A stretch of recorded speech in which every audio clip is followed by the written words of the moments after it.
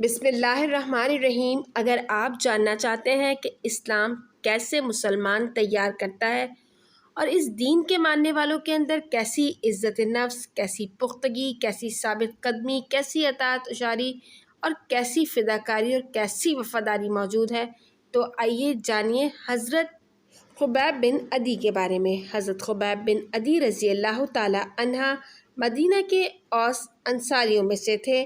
جب رسول اللہ صلی اللہ علیہ وآلہ وسلم مدینہ کی طرف ہجرت فرما گئے تو آپ متعدد بار دربار رسالت میں حاضر ہوئے اور اللہ رب العالمین پر ایمان لے آئے۔ جب غزوہ بدر نے اپنے جھنڈے بلند کیے تو اس موقع پر حضرت خبیب بن عدی رضی اللہ تعالیٰ عنہ ایک جرأت مند سپاہی تھے۔ ابتدائے معرکہ میں وہ ان مشرکین کے حصار میں آ گئے جو ان کے راستے میں رکاوٹ بن رہے تھے۔ حضرت خبیب رضی اللہ تعالیٰ عنہ نے اپنی تلوار کے زور پر انہیں بھگا ڈالا اور حارث بن عامر بن نوفل کو زندگی سے محروم کر دیا۔ جنگ کے اختتام کے بعد جب مشرکین شکست کھا کر مکے کی طرف لوٹ رہے تھے تو حارث کے بیٹوں نے اپنے باپ کے قاتل کا نام معلوم کیا اور اچھی طرح حضرت خبیب بن عدی کا نام ذہن نشین کر لیا، جس نے ان کے باپ حارث کو میدان جنگ میں جہنم واصل کیا تھا۔ مسلمان بھی بہت سارے ارمان لے کر بدر سے مدینہ کی طرف لوٹے۔ حضرت خبیب رضی اللہ تعالیٰ عنہ ایک عابد و زاہد آدمی تھے۔ وہ صوفیوں جیسی طبیعت اور عابدوں جیسا شوق عبادت رکھتے تھے۔ وہ راتوں کو قیام کرتے، دن کو روزہ رکھتے اور اللہ رب العالمین کی تقدیس ہر وقت بیان کرتے رہتے۔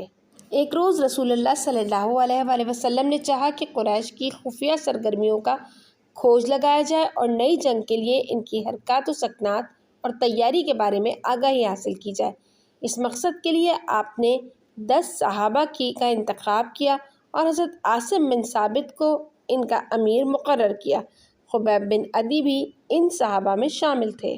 قافلہ اپنی منزل کی طرف چل پڑا، یہاں تک کہ اسفان اور مکہ کے درمیان ایک جگہ پہنچ گیا۔ اس قافلے کے آنے کی خبر ایک محلے کو ہو گئی جسے بنو لہیان کہا جاتا تھا۔ ہوا کچھ یوں کہ قافلے والوں نے کھجوریں کھا کر گٹھلیاں وہیں پھینک دی۔ بنو لہیان کا ایک آدمی وہاں گری کھجور کی گٹھلی کو اٹھا کر دیکھنے لگا اور اس نے اندازہ لگایا اور بلند آواز میں اپنے ساتھیوں سے مخاطب ہو کر کہا، یہ تو یثرب کی گٹھلی ہے، ہمیں ان گٹھلیوں کے نشان پر چلتے جانا چاہیے یہاں تک کہ ہمیں یہ گٹھلیاں اس قافلے تک پہنچا دیں جو یثرب سے آ رہا ہے۔ وہ لوگ فوراً اپنے ماہر 100 تیر اندازوں کو لے کر قافلے کے تعاقب میں روانہ ہو گئے۔ جلد ان کو قافلے والے مل گئے۔ انہوں نے قافلے والوں کے گرد محاصرہ تنگ کیا اور ان پیشکش کی کہ تمہیں کچھ نہیں کہا جائے گا، اپنے آپ کو ہمارے حوالے کر دو۔ دستے کے افراد میں دستے کے امیر عاصم بن ثابت انصاری نے فیصلہ سنایا کہ جہاں تک میری اپنی ذات کا تعلق ہے، اللہ کی قسم میں تو کسی مشرک کی پناہ میں نہیں جاؤں گا۔ اے اللہ، ہمارے بارے میں اپنے نبی کو خبر دیجیے۔ تیر اندازوں نے تیر پھینکنے شروع کیے۔ تیر اور نیزوں کے وار سے تقریباً 8 صحابہ کرام شہید ہو گئے۔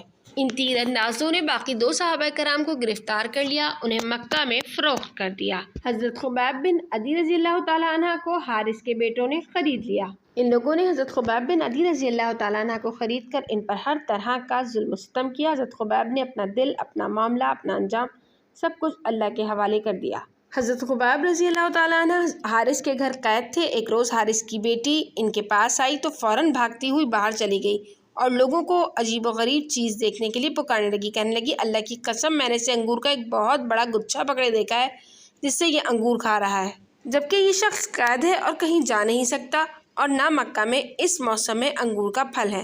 میرا خیال ہے کہ یہ وہ رزق ہے جو اللہ تعالیٰ نے خبیب کو عطا کیا ہے۔ ایک روز مشرکوں نے حضرت خبیب کو ان کے ساتھی زید بن دسنہ کی شہادت کی خبر سنائی۔ ان کا خیال تھا کہ یہ خبر ان کے اعصاب کو شل کر دے گی، لیکن حضرت خبیب رضی اللہ تعالیٰ عنہ اپنے موقف پر سختی سے قائم رہے۔ مشرکین ان کے ایمان کا سودا کرنے لگے، ان سے کہنے لگے، تم اللہ اور محمد پر جو ایمان رکھتے ہو، اگر اس ایمان سے انکار کر دو تو ہم تمہیں چھوڑ دیں گے۔ جب یہ لوگ اپنے ہر حربے میں ناکام ہو گئے تو حضرت خبیب بن عدی رضی اللہ تعالیٰ عنہ کو پھانسی کے گھاٹ کی طرف لے گئے۔ آپ رضی اللہ تعالیٰ عنہ نے 2 رکعت نماز پڑھنے کی مہلت مانگی اور نماز پڑھنا شروع کر دی۔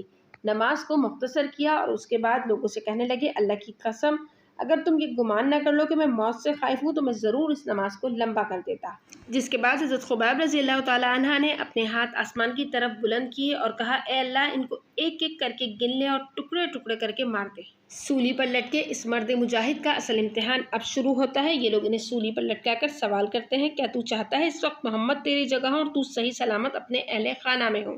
حضرت خبیب رضی اللہ تعالیٰ عنہ ایک لمحے کا توقف بھی نہیں کرتے اور کہتے ہیں اللہ کی قسم مجھے تو یہ بھی پسند نہیں کہ رسول اللہ کو ایک کانٹا چبھے اور میں اپنے اہل اولاد میں رہوں اور دنیا کی نعمت و سلامتی مجھے میسر ہو۔ جس وقت ان لوگوں نے حضرت خبیب رضی اللہ تعالیٰ عنہ کو باندھ کر لٹکایا تھا، حضرت خبیب نے آسمان کی طرف رخ کر کے گڑ گڑا کر اپنے رب سے عرض کی اے اللہ ہم نے تو تیرے رسول کا پیغام پہنچا دیا، اب تو بھی اپنے رسول تک اس کی خبر پہنچا دے جو ہمارے ساتھ ہوا ہے۔ اللہ تعالیٰ نے آپ کی دعا قبول فرمائی۔ رسول اللہ صلی اللہ علیہ وسلم مدینہ میں تشریف فرما تھے۔ آپ صلی اللہ علیہ وآلہ وسلم کو اندازہ ہو گیا کہ آپ کے صحابہ مشکل میں پھنسے ہیں، یہاں تک کہ اللہ تعالیٰ نے آپ صلی اللہ علیہ وآلہ وسلم کو ایک صحابی کا جسد خاکی بھی لٹکا ہوا دکھا دیا۔ آپ صلی اللہ علیہ وآلہ وسلم نے اپنے 2 صحابہ کو ان کی خبرگیری کے لیے روانہ کیا۔ وہ دونوں اپنے گھوڑوں پر سوار نہایت تیز رفتاری سے چل پڑے۔ اللہ تعالیٰ نے انہیں مطلوبہ مقام پر پہنچایا۔ انہوں نے اپنے ساتھی حضرت خبیب کو سلیب سے اتار لیا۔ آج تک کسی کو نہیں معلوم کہ حضرت خبیب رضی اللہ تعالیٰ عنہ کی قبر کہاں ہے، مگر یہ بات تو طے ہے کہ تاریخ انہیں تختہ دار پر موجود جوان مرد کے طور پر ہی یاد کرے گی۔ اگر آپ کو میری ویڈیو انفارمیٹیو لگی ہو تو چینل کو لازمی سبسکرائب کیجیے گا، ویڈیو کو لائک شیئر اور کمنٹ کیجیے گا۔ اللہ حافظ۔